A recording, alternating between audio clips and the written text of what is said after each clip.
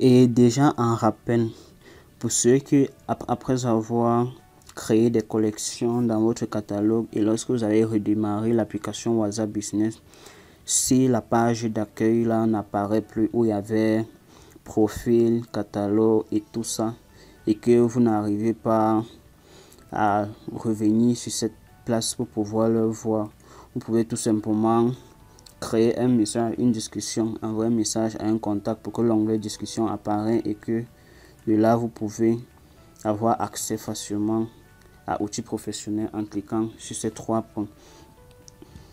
Maintenant, pour la personnalisation des messages, qui est un élément également très phare, lorsque vous venez ici, vous allez mettre là un message d'accueil tout simplement. Une fois que vous avez cliqué, vous venez là, vous activez dans cette case. Et là, vous avez votre message d'accueil. Vous cliquez sur ce crayon pour pouvoir le personnaliser comme vous le voulez. Et sur le message d'accueil, vous pouvez peut-être décider de mettre tout simplement vos services. Donc un message de politesse, avec une formule de politesse en présentant tout simplement vos services ou peut-être les travaux que vous faites. Là c'est encore beaucoup plus pratique. Là, lorsque quelqu'un vous contacte peut-être pour un service qu'il a suivi chez vous, qu'il ait la possibilité de voir également tous les autres services dont vous présentez, dont vous offrez. Et une fois que vous avez personnalisé, vous pouvez mettre les emojis pour embellir, décorer, mais à ne pas saturer surtout. Vous validez sur OK. Et là, au niveau où il y a destinataire, vous avez vu envoyer à tout le monde.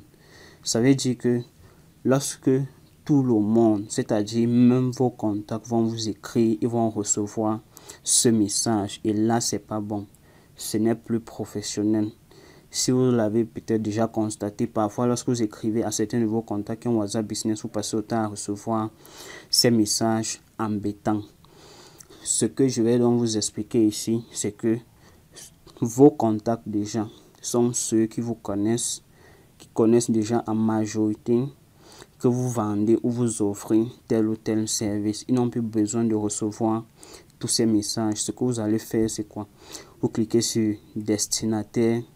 Et là, vous allez cocher cette case. Tous ceux qui ne sont pas dans le carnet d'adresse, c'est-à-dire ceux qui vous contactent pour la première fois, qui doivent recevoir ces messages uniquement. Sinon, si vous laissez tout le monde, ce message va passer le temps à embêter vos contacts. Et ça va même énerver beaucoup. Et là, c'est pas trop professionnel. Donc, vous allez prendre uniquement tous ceux qui ne sont pas dans le carnet d'adresse. Là, ce n'est que les numéros inconnus lorsque vous contactez pour la première fois pour un service qui reçoivent ces messages. Vu que vos contacts, la majorité de vos contacts, je suppose, sachent déjà dans quoi est-ce que vous faites. Là, vous cliquez sur enregistrer. Et c'est pareil sur le message d'absence. Donc, vous venez vous activer cette case. Et là, vous pouvez cliquer là pour personnaliser votre message d'absence. Ça, ce sont des trucs qui sont facultatifs, donc vous pouvez le faire ou pas. Donc là, maintenant, ça va dépendre de vous. Et une fois que vous avez personnalisé votre message d'absence, vous validez sur OK. Et au niveau des destinataires, vous n'oubliez pas de sélectionner toujours tous ceux qui ne sont pas dans le carnet d'adresse. Et là, une fois que c'est fait, vous cliquez sur enregistrer. Après avoir donc personnalisé ces deux messages, nous allons passer maintenant à la configuration des réponses rapides et à quoi ça sert exactement.